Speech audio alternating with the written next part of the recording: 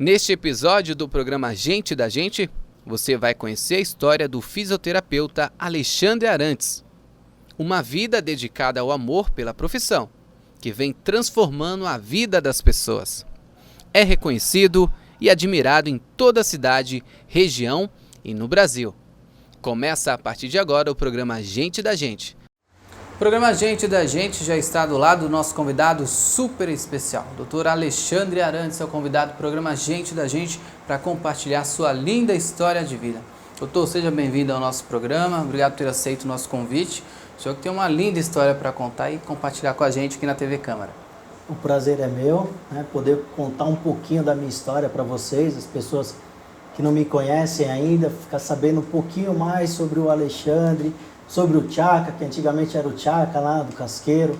Sou filho de Cubatão, nasci e criado na cidade, estudei em escola pública, frequentei o Almerinda lá no Casqueiro, me formei no Nóbrega, enfim, tudo voltado na cidade de Cubatão. A minha formação, a minha base é toda na cidade de Cubatão. Hoje sou fisioterapeuta na cidade, estudei na faculdade Unimonte, hoje é São Judas, ia e voltava com o transporte público, Então, o meu município custeava a minha passagem e hoje, graças a Deus, eu consigo servir a minha população. Doutor, gostaria que o senhor compartilhasse um pouco da sua história, da sua origem lá no começo. O Alexandre, quantos irmãos, a sua família é grande, é pequena, como é que foi a sua juventude, a sua infância, para a gente conhecer um pouquinho antes de chegar na profissão, que o currículo do doutor é incrível, Mas tem que entender um pouquinho lá no começo. Como é que foi a sua vida? Foi uma vida difícil, a sua família? Conta um pouquinho para a gente. Olha, eu sou o segundo de 4 filhos, Meu pai é funcionário público, trabalhou na Câmara Municipal de Cubatão, ele é aposentado, A minha mãe do lar. Eu tenho uma irmã mais velha do que eu, 1 ano, Andréia. Depois vem eu, Alexandre, tenho uma outra irmã, Alessandra, e o irmão, Júnior. A minha infância foi maravilhosa, Tínhamos um bairro muito alegre, um bairro onde todos se conheciam, o Casqueiro era pequeno, então todo mundo se conhecia pelo nome, ou melhor, pelo apelido, Eu tinha um apelido Tchaca, então esse apelido eu carrego desde a infância. Então, hoje em dia, de vez em quando, fala, o Tchaca, não, o doutor Alexandre. Então, assim, já era um pouco de conflito. Mas era muito bacana, brincávamos na Praça Independência, tínhamos o jamboleiro, tínhamos o parque ali, a pracinha, tínhamos, enfim, várias coisas. O bairro nos proporcionava uma qualidade de lazer muito grande. Fiz parte da primeira equipe de canoagem do município, lá no ano de 92, onde depois ingressei na aeronáutica, fiquei na aeronáutica num período de 1 ano e 2 meses. Quando saí, fiquei trabalhando no SESI, trabalhei no SESI, no início do SESI, lá em 97, o Parque São Luís ali era apenas um projeto ainda, era estrada de barro, muita lama, onde eu tive o prazer de trabalhar com vários colegas. Enfim, do ano 2000 para cá que surge o Alexandre, fisioterapeuta, que é onde eu vou estudar, onde eu vou buscar um pouco mais de conhecimento, onde eu vou me firmar profissionalmente. A sua infância, como é que você lembra algumas coisas que aconteceram, alguns momentos importantes ali, você fala, olha, Maica, a partir dali e tal, antes da gente chegar na sua profissão, na sua escolha, como é que era? O Alexandre era um menino de gente boa, sempre estava correndo, mamãe pegava ali no pé. Olha, Maico, eu sempre fui um cara fissurado em futebol, E eu morava na Rua México. E a Rua México, ela é bem localizada, porque ela saía no parquinho de areia e saía na praça. Então a Rua México, tínhamos o Dr. Carlos Louro, o Seu Carlos, conhecido como Seu Carlos. E ele acabou fundando um time, Unidos, do Jardim Casqueiro, aí, que era o pessoal da história. rua. Então jogava eu, os 2 filhos dele, Aguinaldo, o Birinha, o Adriano, o Luciano Viana, enfim, o Maurício, o Denis. Então o pessoal que era Aguinaldo, o pessoal que era ali que frequentava a rua, E todos numa idade assim de 12, 13 anos, muito já, primeira infância ali, saindo ali. Poxa, era muito legal. E uma das passagens marcantes É minha mãe, né? Minha mãe sempre indo me buscar ali no parquinho, porque ela morria de medo da maré. Porque a bola caía na maré, sempre iam lá e nadava. Alguém tinha que buscar. E infelizmente perdemos alguns colegas afogados. É mesmo? Então, assim, sempre tinha esse receio. E as aventuras eram o quê? O que era aventura naquela época? Era tomar banho na maré. Olha então aí. a maré era assim, Era o lazer? um marco, era um lazer perigoso. Uhum. Mas que todo mundo acabava tomando banho na maré. E às vezes a gente até duas roupas, escondia uma roupa na mochila. A mãe não sabia que estava estava indo lá. Para não chegar molhado em casa. E o curioso é que assim, às vezes você ficava o dia inteiro na rua, né? Por quê? Porque na pracinha tinha o jamboleiro. Você ia, chegava em casa com a língua toda roxa de barriga jambolão. cheia. Né? É o que eu comento, às vezes. Eu comento com vários pacientes. Antigamente, minha mãe tinha que me buscar na rua. Hoje, as mães têm que implorar para o filho ir para a rua. Então porque a gente tinha computador, celular. Exatamente, várias brincadeiras aí, polícia e ladrão, né? Mãe da rua, taco. Então aquela rua jogava tênis, pô. A gente tinha uma rede para jogar tênis na rua. Então assim, eram momentos de puro prazer, diversão. Você chegava em casa exausto, chegava cansado, dormia. Você não tinha... A nossa diversão era o quê? Era a rua. A rua era a nossa diversão. Não existia essa maldade toda, né? Não existia, era assim. E infelizmente algumas coisas assim, devido à globalização, a essa aceleração absurda do tempo e das pessoas, a gente perdeu um pouco isso, né? A rua hoje se tornou perigoso. Então hoje a mãe dá um tablet, dá um celular, dá um videogame. Olha, videogame, eu fui ter videogame, eu tinha 15 anos já. Entendeu? Hoje você pega a minha filha que tem 4 anos, ela já mexe no celular. Então assim, é pra gente ter uma noção de quanto que foi mudando. Na nossa época era difícil ver um gordinho. Não tinha um gordinho. Não tinha um gordinho, porque era muita atividade. Você estava sempre na rua. Entendeu? Não E ficava hoje parado, não, né? gente. E hoje o que é comum? É o semi-obeso, é a obesidade infantil. Por quê? Porque não brinca. Não tem a prática, não se diverte. né? O desenvolvimento, até a parte motora, né?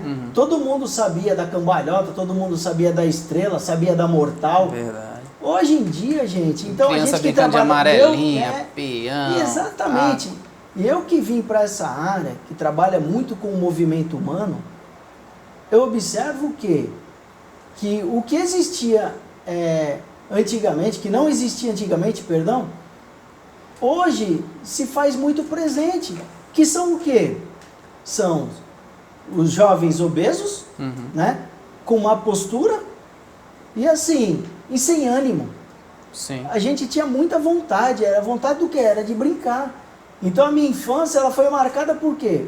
Bola, muito futebol, muita bola, muito. A gente jogava, queria ficar jogando o dia inteiro, muito dedo deixado lá no asfalto, né? A gente construía as travinhas de gol-caixote, era uma rua contra a outra, era a Rua México contra a Rua João Marion, era a Rua México contra a Avenida das Américas, era a Rua México contra o pessoal das Torres, e assim, e todo mundo se conhecia. Todo mundo se gostava. Por quê? Porque não tinha esse negócio. O Casqueiro era um bairro muito restrito, tá? Então assim, as famílias se conheciam. Então era muito fácil, às vezes você está na rua, a mãe de fulano passava, mãe de fulano já passou, vai chamar ele para ir embora. Então assim, tua mãe lá, tua mãe vai te chamar, vai acabar a brincadeira. E hoje em dia já não acontece isso, porque as pessoas nem se conhecem mais. Sim. As pessoas não se conhecem. Chega em casa, tranca a porta. E outro dado, todo mundo estudava em escola pública. Isso que era o legal. Era o pessoal do Casqueiro junto com o pessoal da Vila dos Pescadores, que na minha época era a Vila dos Pescadores, mas estava começando a chegar o Bolsão 8 lá do outro lado. Mas o pessoal da Vila, a gente crescia tudo junto. Não tinha nem discriminação, era todo mundo amigo, era todo mundo ali. Foi uma infância muito legal. Eu sinto muita saudade desse tempo. O senhor falou tanto de bola, eu queria saber se o senhor é bom de bola mesmo também, né? Tem que relatar pra gente aí, Bunhão, conta aí. Então, o que você pode dizer aí? Pô, a gente tem várias passagens ali no Casqueiro, até que eu fiz uns golzinhos, tá? Deixou uma marca lá. Não era perna de pau, não. Sempre estava ali envolvido. Tínhamos o Seu Lima, teve uma época que tinha um time chamado Peralta. Então o time Peralta foi a sensação no bairro. Por quê? O Peralta ele já te dava um tênis para tu jogar. Então aquilo ali era um marco. Então tu ganhava um bamba monobloco e falava assim, já se achava. Tô sendo patrocinado, jogador caro. E o Peralta, assim, pô, aí a gente começou a ir para Santos, né? Porque assim, antes tinha um ícone no bairro que era mais ou menos da nossa idade e já era técnico, que hoje é um fenômeno, que é o Biscoito. Sim. Então o Biscoito tinha um time chamado América e o Liberato tinha outro chamado Cruzeiro. E era rincha, entendeu? Então assim, quando surgiu o Peralta, todo mundo queria jogar no Peralta, porque já tinha uma estrutura um pouquinho melhor, já ia disputar um campeonato santista. Então assim, vamos dizer, era o auge na época ali da gente, da nossa juventude. Aí a gente começou a jogar no Peralta, a categoria era Mirim. Então uma categoria Mirim é uma categoria de 10, 11 anos. Então assim, é todo mundo se descobrindo, todo mundo se conhecendo. E depois do Peralta fui jogar no Saldanha. Então no Saldanha eu fiquei mais um tempinho lá, fiquei uns 3, 4 anos. Então assim, eu me dedicava, depois fui na Portuguesa Santista. Fui na Portuguesa Santista, boleiro, joguei lá na Portuguesa um pouquinho. Fui levado também pelo Dr. Carlos Louro para as manhãs esportivas, onde a gente jogava num time chamado Transportadora Cortez, nas manhãs esportivas. Então assim, eu dei uns chutes aí. No auge assim, né, da galera, tinha a festa do Siri. Então a festa do Siri parava a cidade, né? E tinha os campeonatos. Os torneiozinhos, no festival, né? E na quadra. E montamos um time ali do pessoal da praça chamado Fire Night. Então o Fire Night, assim, o time do Fire Night chegou, aí... Só que o pessoal que jogava era um pessoal já mais experiente, o pessoal que já mais rodado. E o Fire Night conseguiu ser campeão no Society e no Salão. Fomos campeão no futebol de Society, que foi disputado na pracinha, lá na areia. E no Salão, que foi disputado no Centro Esportivo. Fizemos a final contra o Casa Verde. O Casa Verde era um pessoal já mais badalado. Famoso Casa Verde. E assim, foi uma coisa legal, porque, pô, isso marcou. Porque hoje todo mundo fala, pô, e o Fire Night, e o Fire Night? Foi assim, um relâmpago. Foi um time de uns 2, 3 anos e que acabou. Você jogava em qual posição? Eu era centroavante e no futebol de salão eu jogava de pivô. Show, então tá mandando bem pra caramba ainda, né? Pô, e tem uma passagem lá com o pessoal do Beira-Mar, é muita história. Tem o pessoal do Beira-Mar, que era o Henrique, Hilton, o Claudinho hoje que tá na Inglaterra, que tem um filho que joga lá. Então assim, a gente jogava bola, era tudo voltado à bola, então era uma diversão barata. Tudo que relacionava a bola a gente tava. Pô, a gente jogou no time do Casqueiro, tem até umas imagens, outro dia peguei lá. Pô, a gente foi jogar pelo Casqueiro lá no Jabaquara, a primeira vez, a gente era tudo pequenininho. Então tinha os lendas lá, tinha o nosso preparador físico, que era o Nego Bira. Tinha o seu Raimundinho, que era o massagista. Tinha o seu Lorival, o seu Regis, que era o técnico. Então assim, e a gente ia representar o bairro. E era uma coisa muito bacana, porque você saía para jogar, entendeu? Hoje, até assim, naquela época, futebol não era tão rentável, né? Não dava essa grana que dá hoje. Então assim, e não tinha esse monte de escolinha de futebol. Então quem te oferecia um pouco mais, tu já, opa, que legal. Aí, então, essa é a história do Dr. Alexandre Arantes, nosso convidado de hoje do programa Gente da Gente. A gente vai para o intervalo, já volta.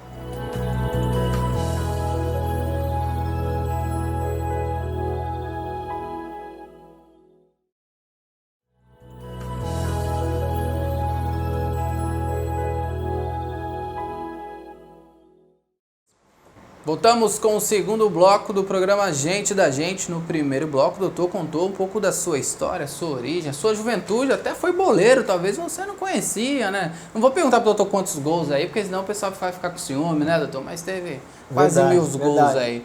Mas, doutor, agora chegou a hora de falar sobre o que o senhor se tornou, né? Que hoje é um orgulho para a nossa cidade de Cubatão.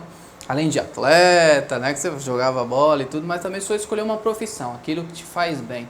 Eu gostaria que o senhor falasse um pouquinho sobre isso. Como é que nasceu essa essência no senhor de ajudar as pessoas, de dar fisioterapia, de tudo mais? Como é que aconteceu? Como é que, se você conhecia alguém da família que fez... Como é que você se interessou pela profissão, doutor? Esse despertar aconteceu em 2000. Trabalhava no SESI ainda. E começamos a trabalhar com o pessoal aqui da Associação dos Deficientes. Então o pessoal ia treinar natação, e o que acontecia? E eu ia acompanhar também. Uhum. E o pessoal sempre precisando de uma ajuda. Eu lembro que na época a professora era a Renê. E o pessoal com aquela dificuldade de coisa. Então eu comecei a entrar na água com eles, comecei a se interessar. E o pessoal aqui me chamava a atenção pelas limitações, né? E pela vontade de vencer. Pelo desafio deles conseguirem nadar. Então o pessoal tinha sequela de pólio e amputados. E eu assim ficava naquele coisa, falava, como é que o cara consegue nadar? E aquele despertar começou a me dar um interesse pelo movimento, né? Uhum. E um dia eu falei assim, vou estudar fisioterapia. E era aquele boom da fisioterapia no ano 2000. Era aquele boom, era fisioterapia, parecia que era a profissão do futuro. Sim, sim. Aí fiz o vestibular, né? Aí passei no vestibular, aí entrei na Unimonte. Foi a segunda turma noturna. Era uma turma muito legal, tinham 108 alunos na época. Acho que deve ter formado aí uns 60, 70. E assim, foram anos de estudo, de aprendizado, que você fala assim, aí aquela coisa, não vai parar de estudar nunca. Você não vai parar de estudar nunca. E as descobertas, né? Os 2 primeiros anos aquele mais didático, né? Terceiro, quarto, mais técnico, que você vai tendo acesso às coisas, vai tendo mais conhecimento, vai tendo aqueles despertar, né? De anatomia, neurologia, cinesiologia, que aí já começa o movimento humano, sim, né? Sim. Que você começa, aí um começa, que eu gosto mais de ortopedia, que eu gosto mais de neuro, que eu gosto mais de respiratório. Verdade. E na verdade você ficava pensando assim, aquela interrogação, eu tenho que sair daqui, tenho que trabalhar. Sim. Né? Porque você está estudando, você está se entregando, né? Se dedicando. Difícil, né? Sim. É uma faculdade difícil, eu sempre falo, as pessoas às vezes vêm comentar comigo.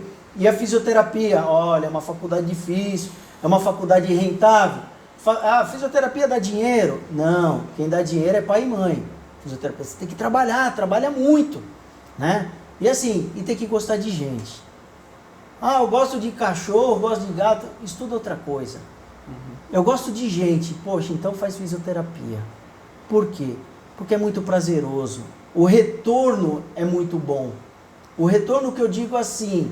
De quantas histórias passou? De histórias. Pessoas de superação. Exatamente. Que mexe com a motivação também, mexe com o emocional, e a pessoa entrar aqui, sendo tratada pelo senhor, e o senhor vê que está saindo andando, está saindo feliz. Isso não há dinheiro que pague, né, doutor? Verdade. E o meu início, vou voltar lá no início. Então eu saí, eu fiquei trabalhando de voluntário na Casa da Esperança. Hoje em dia, você pedir para alguém trabalhar de voluntário, você está morto. É uma briga. Né? Uhum. Onde a dona Nega Peruzzi, né, foi a minha grande mentora, né? Sim. Que ela que acreditou em mim. Gravou com a gente, né? Gente da Gente ela que acreditou em mim. E quando teve uma oportunidade, ela me colocou como fisioterapeuta, registrado. Aí o pessoal da minha turma falava, tu tá trabalhando registrado como fisioterapeuta na Casa da Esperança. Porque a Casa da Esperança sempre foi, né? Uma referência. Uma referência. Sim. No atendimento neurológico, na neuropediatria. Sim. E eu tive uma base muito boa, porque lá tinha a Leonor, que tinha dado aula para todo mundo que tinha se formado na fisioterapia na Baixada Santista, né? Eu tinha o meu compadre lá, o Douglas, que estava lá também, que deu todo o suporte no início, e que a gente teve que começar o quê? A se moldar, né? Doutor, e um pouquinho da sua experiência também no hospital, no dia a dia, na UTI. O senhor que já passou por vários lugares, transformou a vida de várias pessoas também, né? Foi um desafio também? Verdade, o hospital foi um grande desafio, né? Na época o hospital era gerido pela ProSaúde. Cheguei no hospital também com aquela vontade, né? Com aquela gana que você chega para fazer a diferença. E é uma fisioterapia totalmente diferente, né? Que você pensa, pô, mas o que o cara faz na UTI, né? Sim. O que o fisioterapeuta faz na UTI? Verdade. Pô, o fisioterapeuta na UTI, ele é responsável pela parte respiratória do paciente. Então, assim, toda a parte pulmonar, a parte de ventilação mecânica, né? Que a gente fala que é a ventilação mecânica invasiva, que é a ventilação artificial quando o paciente está entubado, o fisioterapeuta tem uma grande participação. Talvez seja o momento que o fisioterapeuta seja a estrela dentro da UTI. Né?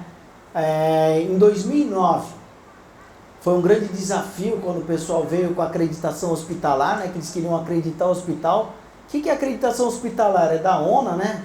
É a Organização Nacional de Acreditação. Então é quando você coloca seu hospital num patamar um pouquinho acima dos seus concorrentes, que era no caso de segurança. Então eles iam conversar. E a fisioterapia?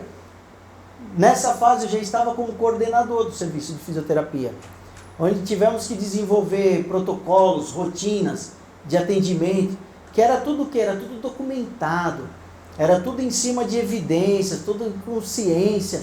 Então, assim, nada era aleatório, nada era feito no achismo. Então, conseguimos essa acreditação hospitalar. Então, o Hospital Municipal de Cubatão, ele era acreditado pela ONA. Foi um momento muito legal. A parte triste, sempre tem uma parte triste, era que você acabava vivenciando aquelas pessoas que te davam ali na tua primeira infância, na tua segunda infância, de repente chegando ali naquele ambiente de UTI. Nas suas né? mãos, né? Que seria o último estágio, né? Porque a gente fala UTI, não que quem vai para UTI é para morrer, não, nada disso. Mas às vezes é na UTI onde a pessoa se arrepende, onde a pessoa pede perdão, onde muitos querem casar, né? Então, assim, é um ambiente que de repente a pessoa olhava para mim e falava assim, nossa, você está aqui. Eu falava, eu trabalho aqui, que não sei o que, você vai ficar bem, vai dar tudo certo. Então, assim, o hospital ensinou muito. Então, uma lição muito grande. E do hospital, a gente permaneceu lá por quase 10 anos. Vieram outros desafios. A fundação, voltei com a fundação. A fundação foi um grande desafio, que era para ter sido um grande projeto, foi interrompido. Né? Era um projeto para 20 anos. Infelizmente, o pessoal da fisioterapia ficou 1 ano e 9 meses. Então, assim, mas também de grande valia. Retornei à Casa da Esperança, na minha origem. Então, assim, onde eu pude estar trabalhando com quem? Com as crianças, com os pacientes neurológicos, que é o trabalho que hoje eu desenvolvo lá. Após o horário, após as 17h30, que nem trabalho, vou falar um pouquinho da minha rotina, porque vocês perceberem também que a vida do fisioterapeuta também é uma vida corrida. Então, hoje eu começo a trabalhar 8 horas da manhã, na Casa da Esperança, né? Saio às 14 horas, às 14h30 estou aqui no consultório, na associação, e às 17h30 eu retorno para a Casa da Esperança, num projeto assim que eu deposito todas as minhas energias, que é o Viva Sem Dor, que é um projeto meu, que é um mecanismo, um método de atendimento desenvolvido por mim, né? Então, assim, como que eu desenvolvi esse método? Eu aliei as minhas 2 pós-graduações. Então, eu sou pós-graduado em ortopedia, onde você tem essa visão externa, né, do ser humano, e eu sou pós-graduado em UTI, onde você consegue entender um pouco mais a parte interna do indivíduo, que é a parte cardíaca, a parte respiratória. E na ortopedia o que hoje? São as doenças que acometem mais, que é o que? O pessoal com dor na coluna, o pessoal com artrose de joelho, que é onde a gente consegue desenvolver um projeto para que a pessoa tenha pelo menos a redução do nível da dor. Então eu aplico uma escala, né, subjetiva de 0 a 10 e vou acompanhando a evolução. Tem pacientes que 1 mês, 2 meses até 0. Tem pacientes que entram com aquela dor 10, vai para 6. Tudo isso relacionado ao quê? Ao mecanismo da água. As propriedades fisiológicas da água. A temperatura é uma coisa muito importante. Porque hoje as pessoas têm muita dor, por quê? Por causa de compressão, tensão, né? Hoje as pessoas são muito tensas, né? Ou por má postura, né? Ou por obesidade, ou mesmo pelas lesões degenerativas causadas pela idade, né? Uma coisa que eu sempre gosto de comentar, gente, artrose todo mundo vai ter, né? Dor todo mundo vai ter. Então, assim, cabe a nós o quê? Se preocupar e fazer uma prevenção, tá? E esses resultados são fundamentais, né? Quando você vê que a pessoa melhorou, é isso que te incentiva mais, né? Te motiva muito mais, né, doutor? Verdade, mãe. Porque assim, ó, isso foi um desafio, né? Porque eu saí do hospital, então eu já tinha feito esse trabalho há 15 anos atrás. Então, quando eu desenvolvi esse método de tratamento, que eu converso com eles que a gente tem que criar memória muscular. Então, são grupos de 10 e eu entro na água com todos. Sim. Então, toda aula é aquela dinâmica, é aquela didática, é o tete a tete ali, é o olho no olho. É você tocar, é você pegar, é você sentir o paciente. Uhum. E muitas vezes eu costumo dizer que algumas alterações, né, elas estão relacionadas à emoção. E muitas vezes a gente não trata a emoção. Né? Não que o Alexandre é o melhor, não, o Alexandre não é o melhor. O Alexandre se preocupa com a emoção do paciente. Às vezes na própria avaliação,